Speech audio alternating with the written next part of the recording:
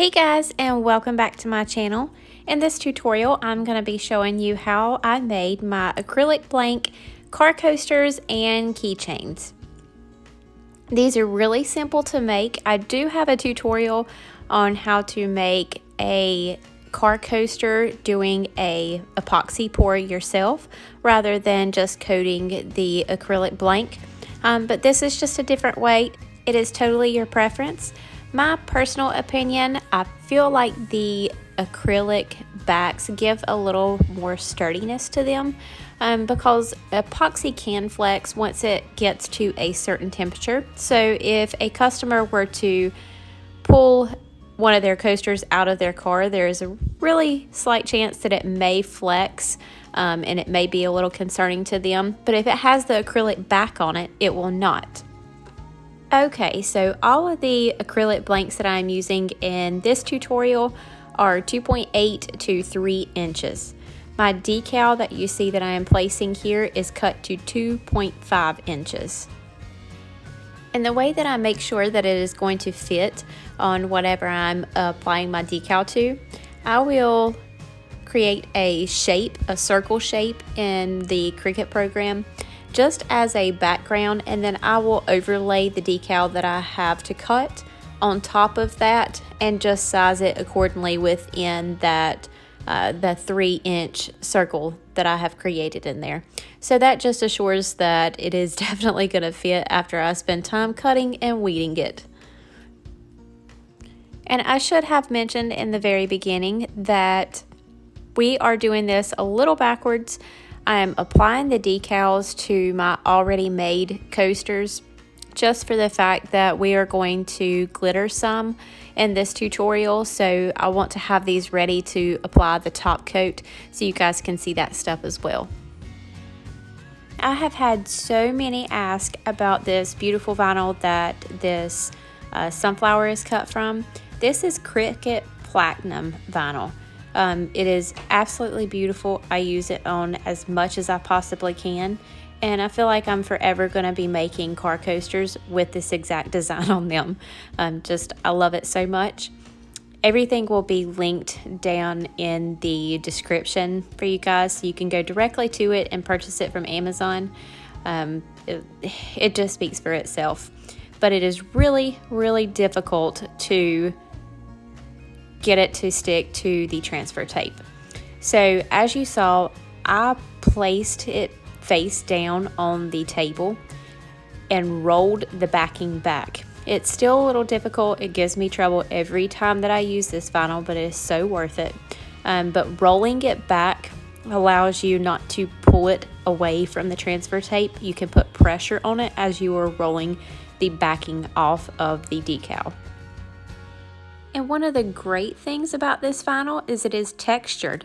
So if you do have any mishaps where it tears or rips in any places, you can actually piece it back together and you will never know. I have done it so many times, and even I know exactly where the spot was that was ripped or damaged. I can just patch right over it, piece it together, and I cannot even find it myself. So that's a good benefit, although it has its downsides.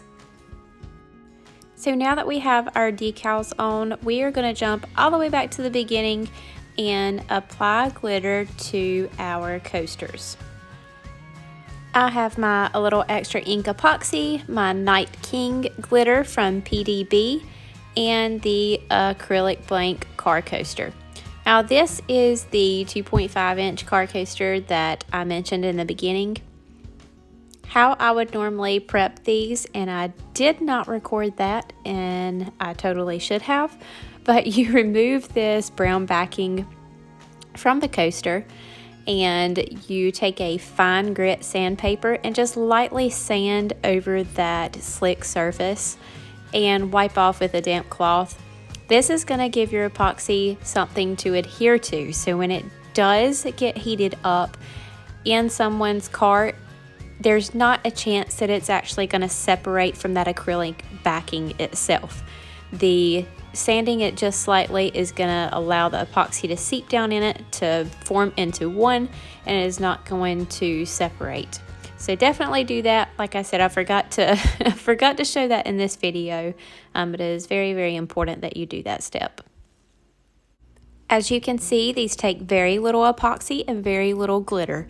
I have about 5 mLs of epoxy total, and I will be putting about 2.5 on each coaster to spread out.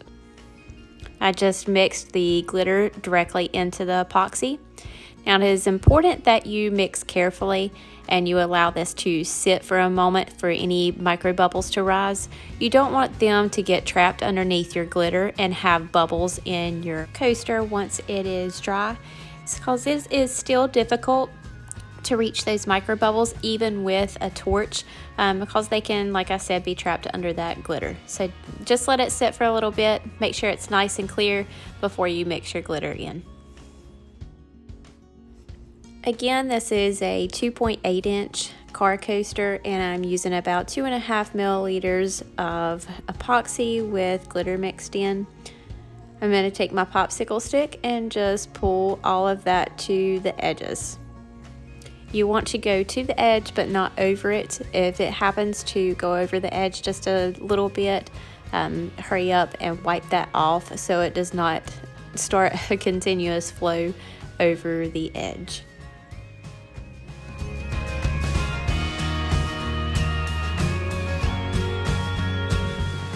Once you have this completely covered, you're just going to take a torch and very lightly sweep over the top to cover any of those micro bubbles that may be on the surface.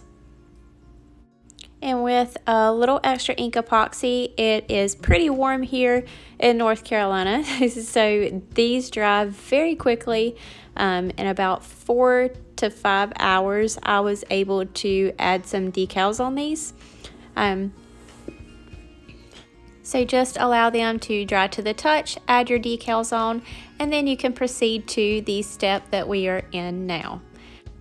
I just took about 2 mLs of epoxy, and this time I'm using my gloved hand only because it is a little more difficult to pull epoxy over a rough decal. I want to be able to feel it myself and make sure that I have it completely covered with epoxy, so I'm not going to have to go over this again.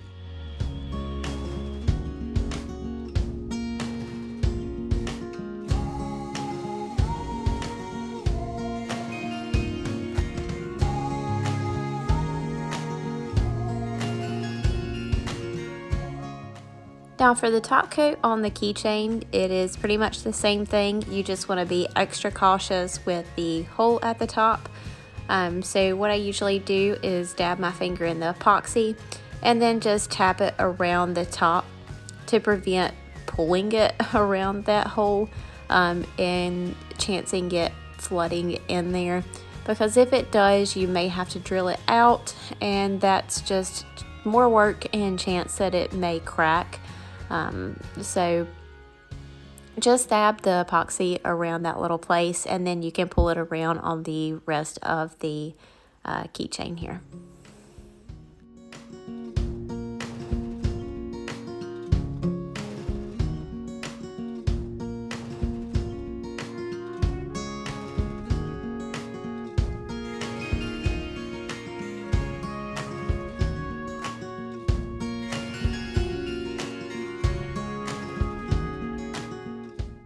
Run over them lightly with the torch just to ensure there's no micro bubbles drying in there.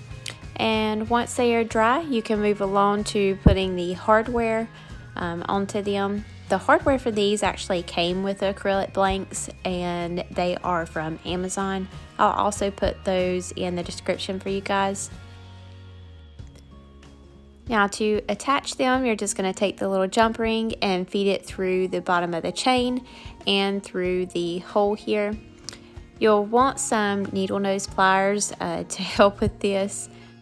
You'll just take the needle nose pliers and clamp the jump ring together, and then you can add any accessories that you want to it as well, doing the same thing.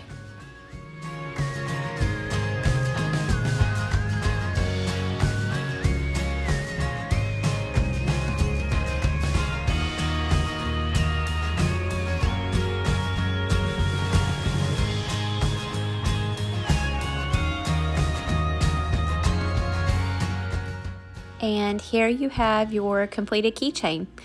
This glitter is one of my favorites. It is Willow from PDB. This one is a beautiful red. It is Scorpion, also from PDB. And the pink is Hippity Hop, and the blue Mama is Skinny Dip, all from my favorite glitter place, PDB. Now these I actually did not apply glitter to. I applied permanent vinyl directly to the acrylic blanks. When you purchase the acrylic blanks, it also comes with the cut file, so you can do some pretty simple ones like this. And then I just put epoxy over top. So that is all for this tutorial. If I left anything out or if you have any questions, please feel free to mention them in the comments and I will respond to everyone. Don't forget to like and subscribe to my channel. Hit the little bell in the corner if you'd like to be notified every time a new tutorial drops. Also check out the description for some awesome discount codes and even a link to the new Brittany Barnes Boutique Tumblr art group. We would love to see you there and see what you have made from watching all of our tutorials. Thanks for watching, everyone. We'll see you next time.